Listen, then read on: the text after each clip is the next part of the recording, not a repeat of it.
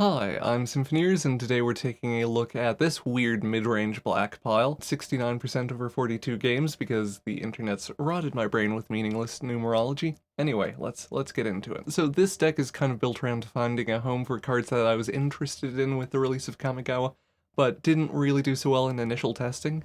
Like Invoke Despair, I tried building around as a kind of attrition deck or like removal control deck, but it wasn't quite getting there. Yeah, everything in the deck supports each other in kind of weird ways, so let's start with Nashi maybe. You can play Nashi leaning into the ninjutsu element, but the kind of secondary way you can play Nashi is with a bunch of removal and stuff, because if your opponent has no creatures to block with, you can just play Nashi fairly and it'll still connect. And I've found that just playing Nashi fairly a lot of the times works. There are a few cards in the deck that we do occasionally ninjutsu with Nashi, like resetting Concealing Curtains with Nashi can actually be pretty okay. But yeah, Nashi, for the opponent, is often just a kill on sight anyway.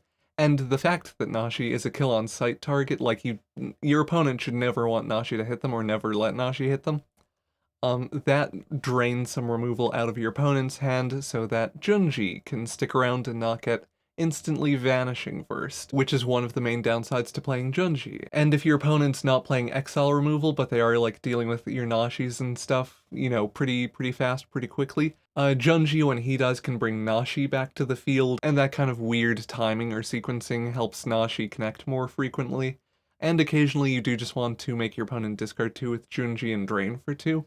We'll talk more about the drain as we talk about Invoke Despair, I guess. Invoke Despair, I think, is a good card. The blank fire scenario, like the scenario where your opponent is just taking 6 damage and you're drawing 3 cards, is really efficient. And then if you're, like, hitting a Lolth or something, or you're getting their wedding announcement, or you're, you know, making them sacrifice a Goldspan Dragon, like a Soul Shatter on its own is a 3 mana effect. Planeswalker Murder, A Hero's Downfall is a 3-mana effect. There's a lot of board configurations where Invoke Despair is just really efficient. Or to kind of phrase that a little bit differently, because we do have a lot of like removal and interaction in the deck, we are keeping the board thin enough that when we're resolving Invoke Despair, the board is ideally set up so that it's an over-efficient or like really high-value card to resolve, which is nice. We have in this deck too the kind of beautiful pair of Toshiro Umezawa and Okiba Reckoner's Raid. Just utility enchantments, I just like them. Nighthawk Scavenger is maybe the most mid-rangey card in the deck. This is your primary, or one of your primary ways of stabilizing versus fast aggro, like mono green or mono white, and it is a great way to beat down versus control decks. Concealing Curtains is another very mid-rangey card that supports our overall game plan in that, like versus an aggressive deck, you might just be chump blocking while you remove things with Bloodchief's Thirst and Infernal Grasp, maybe eventually flipping into Revealing Eye.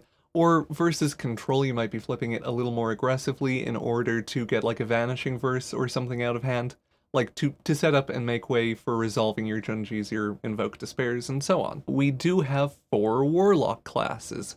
Something that might be easy to miss with how the deck is set up is that there is actually a lot of passive drain. Akiba Reckoner Raid has 2 steps of drain. Warlock class pings the opponent for 1 life if something died on your turn. Junji can ding your opponent for 2 life. Invoke Despair can hit them for 6. So part of how this deck can kind of support having a weird mess of creatures with kind of various purposes and all that stuff is that they don't actually need to connect for that much damage. If your creatures are connecting for 5 or 10 damage, a good Invoke Despair and a few Warlock class pings can get you the rest of the way there. Briefly to touch on the mana, just a Hive and a Takenuma. I did have some colorless stuff in there, like a Field of Ruin or whatever, and all it took was 1 game of not being able to cast Invoke Despair on curve because I had 2 Field of Ruins and it was just like, no, this sucks. And yeah, that about covers the deck. Quick thank you to new Patreon patrons. Spur! People have been supporting the Patreon recently, and it's much appreciated. If you want to support the channel, you can just, like, click the buttons below, like subscribe and stuff. All that stuff genuinely helps the channel a lot. I think that's all the nitty-gritty out of the way, so let's get on to some games. Sure, I'll take this hand. Little bit concerned about relative lack of interaction, but Warlock class in particular can help us dig for stuff. So probably Warlock class and, like, dig for removal if the opponent's on an aggressive strategy. If they're not, we'll play out Concealing Curtains and things to get those down, get our board developing. One nice thing about the deck is there's a lot of kind of modal, or not modal, but like you invest mana into Warlock's class, you invest mana into Concealing Curtains. So even if you stumble on mana, like curving up to Invoke Despair, you will often be able to kind of cobble together some kind of turn. You're very rarely stuck with nothing to sink mana into. No! So this is mono white then? Or I know some builds of mono white run Portable Hole. Pardon me while I adjust my audio levels. I've been forgetting to do that lately. Yeah, mono white. I do not care about these initiates. We will play out the Brood Pit as a land and pass. We're maybe more concerned about what, like Adeline? Yeah, Luminarch Aspirant is not really anything. They do get the training here, but Concealing Curtains blockers, or like blocking, coming in handy. Love drawing a land there. That gives us the Luminarch Aspirant kill, plus a good flip on the Concealing Curtains. And we get to... Weird build, okay. Drop Valorous Stance, I guess? I'm just going to hold back the Eye as a blocker. Maybe we're supposed to attack there, but for the moment, I just want to, like, play defense against the Initiates and, curve out. Da-da-da-da-da-da-da-da-da-do. Invoke that despair. Do-do-do-do-do-do-do. So, yeah, this is... Invoke Despair, you do sometimes just get games like that. Good games to the opponent. Oh, Pack Leader Mono Green? Interesting. We want to save the Blood Chief's Thirst. This hand is fine, by the way. We want to save the Blood Chief's Thirst for the other Pack Leader. Potentially just a very slow werewolf start? We're fine with that if that's what's happening. Or they might be playing out the Kessig Naturalist post-combat, I guess. Yeah, sure, I'll kill the Kessig Naturalist. Ooh, or maybe not. Yeah, Life of Toshiro Umezawa is just nice value here. Get the Pack Leader. We do let them maybe accelerate into like a, wow, brain work. Arlen? Arlen or something else. No Tovolar, which is good. Tovolar would be one of the main reasons not to take this line because card draw for aggressive decks tends to be pretty good. Outland Liberator, sure. Nothing that is 1 toughness, so just gain 2 right now. Yeah, one of the reasons Life of Toshiro Umezawa has become such a mainstay for me is... Are we doing the Nighthawk Scavenger here? I kind of want to... yeah, it's fine. Kind of want to kill the Naturalist again just to hit their mana, but, you know. Yeah, the Life of Toshiro Umezawa, such a, like, new staple for me, just because even when you're kind of blind firing it to get the life, that's fine. Like, we are the control in this matchup, they're the aggro, they want to kill us before we do Invoke Despair things. And, just gaining 2 to help us last until, you know, turn 5. Very helpful. Also, if we whiff mana, or like don't draw a land here, the body's ramp, very handy. I think we block anything they don't put a counter on. They could have a Snakeskin Veil.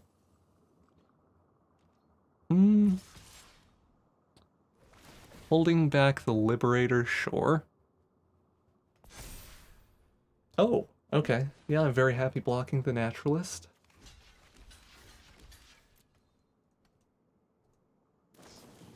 And if they're burning their good protection here to, like, be cheeky and do this, I'm totally fine with that.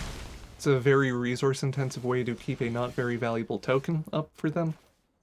Okay, that's good. I will Bloodchief's Thirst the creature here. They might play out more creatures, of course, but we're hoping to just draw a swamp and then absolutely invoke Despair. Stormseeker, sure. So we take 4, go down to the lowly life total of 20. The passive drain that I hit on in the deck tech is very nice. Oh, hee hoo ha. Do do do do do do do do do do do. Invoke that despair. Diddly do diddly do do do do do do do do do do. Yep. Second verse, same as the first. Lanes into Lena, sure. A lot less scary when your opponent doesn't really have a board to back them up. And Despair. Bye-bye, Helena. Ooh. Pretty fine. Not a super proactive, not super proactive hits for Invoke Despair, but they are handy for just suppressing our opponent and getting in for damage and stuff. So let's give the Nizumi Road Captain +2/+2. I don't remember if I ranked the modes in this video or in my prior Mono Black video that had Life of Toshiro Umezawa. Best mode is the -1/-1 if you're actually killing like a full-on card, like a Intrepid Adversary or whatever. Second best is the +2/+2 for situations like this, where you're just closing the door, dealing some damage, getting that win. Good games to the opponent. And the final mode, the life game. But yeah, good games to the opponent. Sure. Pretty okay hand. Bunch of stuff to do on 1 and 2. Nashi on 3.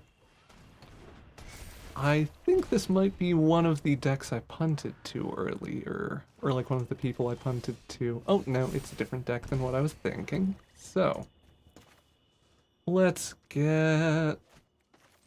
I want to get the curtains down, actually. I'm expecting mono black control based off of the snow-covered swamp. Or Orzhov, maybe. Orzhov, okay.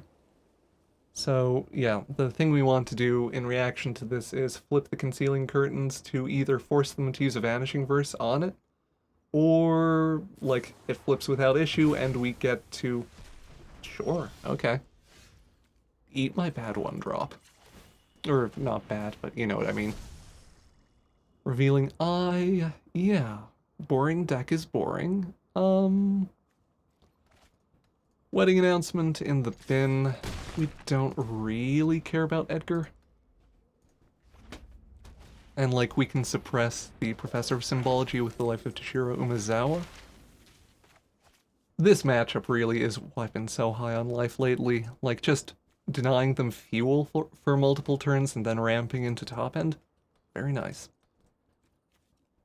We also get to, like, blank the Deadly Dispute for a moment, which is great.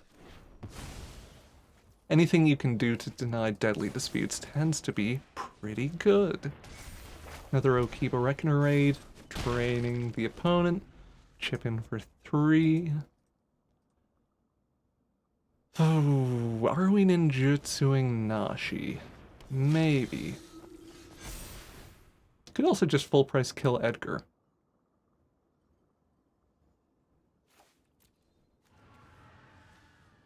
Could also play out Nashi fairly, like, we have Menace on the eye. So the thing we can do is just whoop-pam, deal 5, play out Nashi fair, and that gives them something to, like, Rite of Oblivion or whatever. They would have to do the pest summoning, and then we could still kill the pest, get some Vanishing Verse. Okay. Oh, Vanishing Verse is a bit awkward. But you know, we'll make it work. Boop. Boop.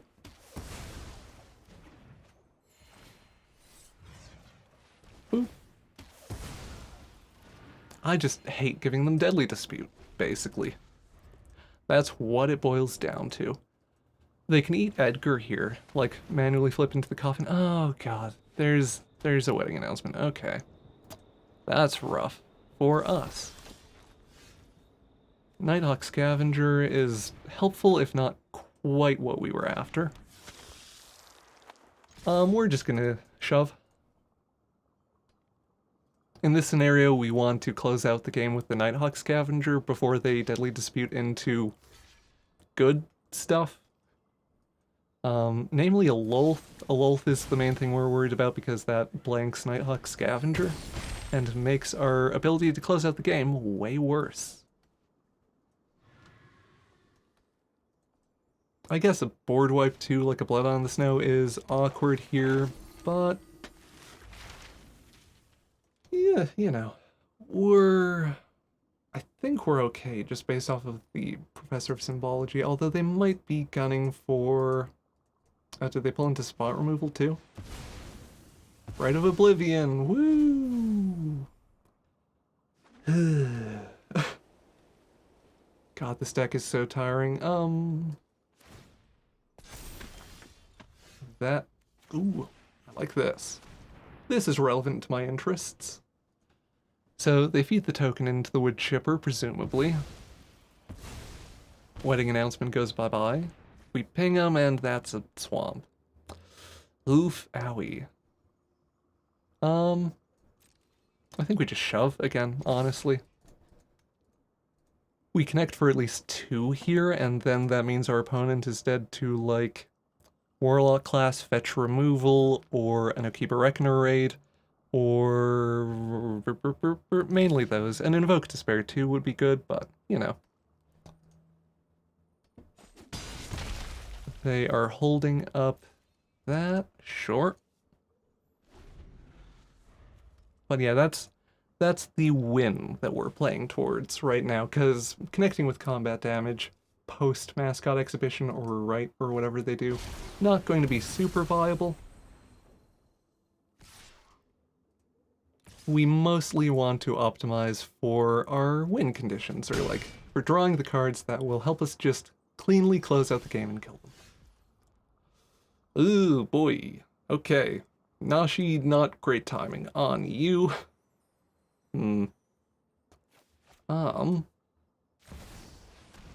Play out the Nashi, and shrug. No attacks, and turn. Yeah, so what are our actual odds on that? Sorry, 9%,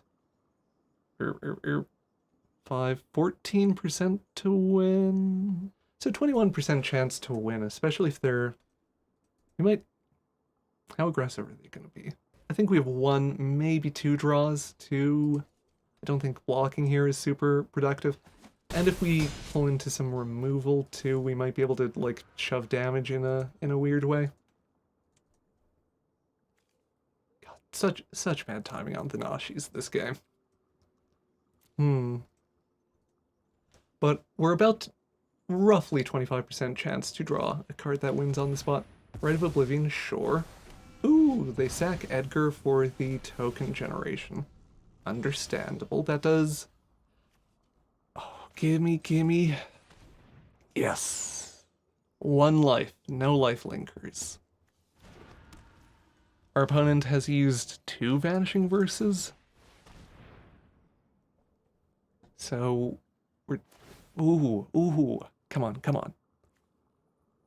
I mean, I'll take it. This forces them to block. Well, yeah, they have to block here, because otherwise they die. And then that means... They have it! God damn it, of course they do. But the good news is they deal... Pardon me, 7, 8, 9. We're not dead on board, unless they... Don't think they have any good pump. They don't have an enchantment, so they will take 2 off of Invoke Despair. Bing bang bong. Down to 3. Do. Invoke that despair. Do. Oh, killing Orzhov tokens. I say this like every time. It always makes me happy. Such a dull deck. Anyway, good game to our opponent. Yeah, very, very fine hand. Do Warlock class. Sometimes you want to prioritize the Reckoner raid. Get the life drain happening right away. In this case, though, I don't hate... Kind of want to do the life here. Mostly because that will help... That might help us accelerate into the Invoke Despair. Looks like we're doing okay. Let's dig up something with Warlock class and go from there.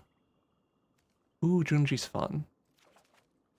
We're pretty good on mana. Maybe I'm supposed to take the swamp there, but I'm not gonna worry about it. I will simply draw a swamp. Our opponent on Dimir something or other. Good black sweepers are like Shadow's Verdict and stuff, which there's still a turn off of. Just go for the Nighthawk Scavenger here. We might get a counterspell out of them with this too. I wonder if they're ninjas or something? Thirst. So definitely some type of control.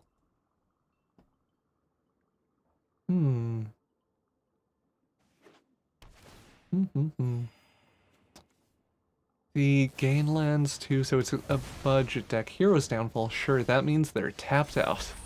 Ooh, we get... we do get the swamp for Junji if we wanted it. But I think I'm just going to take the turn of them being tapped out to resolve this and draw 3. 3 lands, little awkward, but we're here now.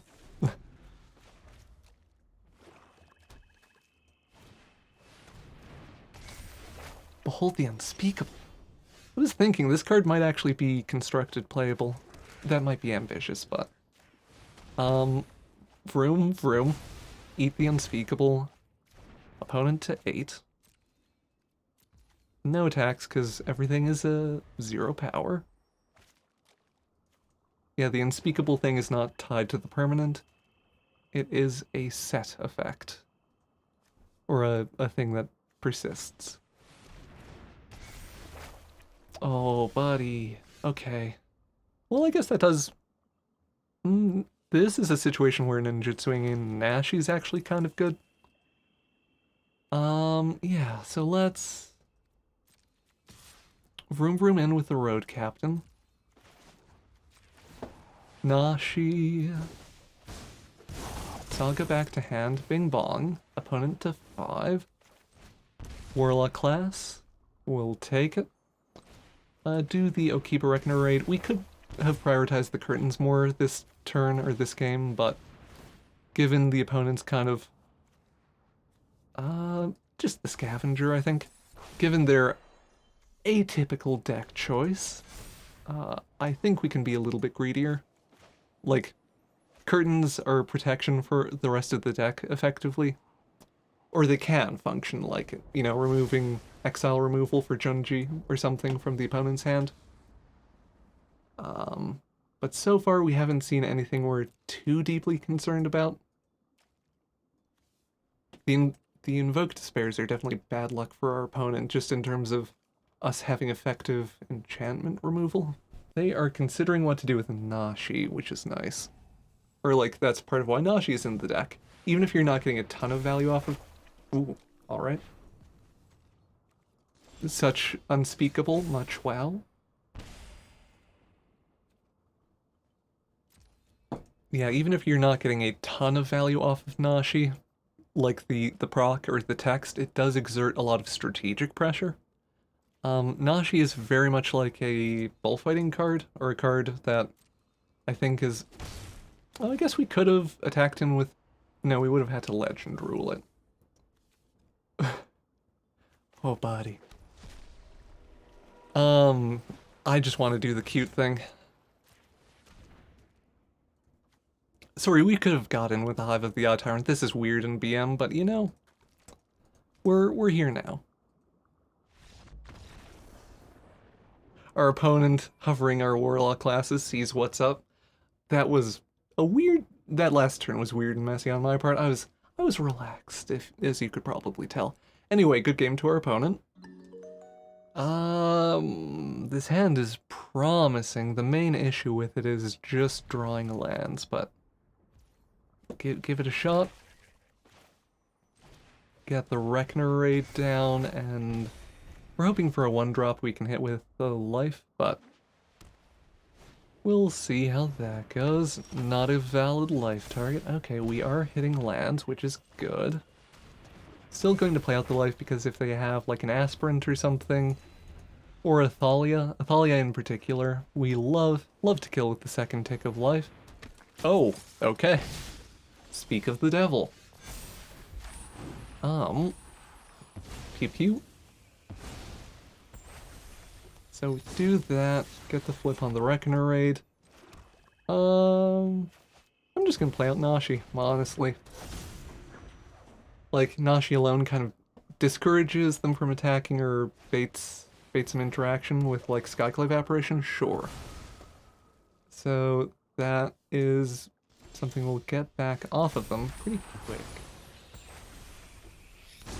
I think I'm going to Warlock class for a Swamp. Just because then we can start firing off Invoke Despairs next turn. Yeah. Start firing off Invoke Despairs, assuming they don't eat the memory of Toshiro. Let's get in with the Road Captain. Why not? A little Road Captain beat bop, just as a treat. Yeah, they don't have Adeline or anything yet. Or they haven't done any kind of extraneous token generation. So that's good for us. Rydane. Oh god, of course they have Rydane before we resolve Despair. Awkward. Flip the curtains, I guess. Okay. Well, that happens. Krungalon in with the eye. They take 3.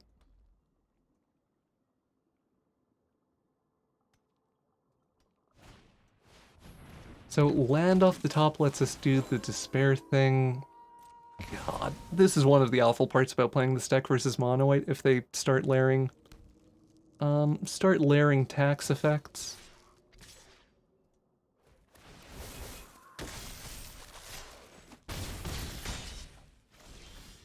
We're doing okay, though. At this point, I think we're mostly just digging for spot removal for Rydane. Sure. I'll be vaguely diligent and hold it for a turn. Just in case they play something we really, really want to hit over Rydane. It looks like they're going to activate the cave, though. Yeah, okay. So, hit Rydane. This happens. They swing on in. We get to eat at least one of the initiates. Yeah, very happy double blocking there.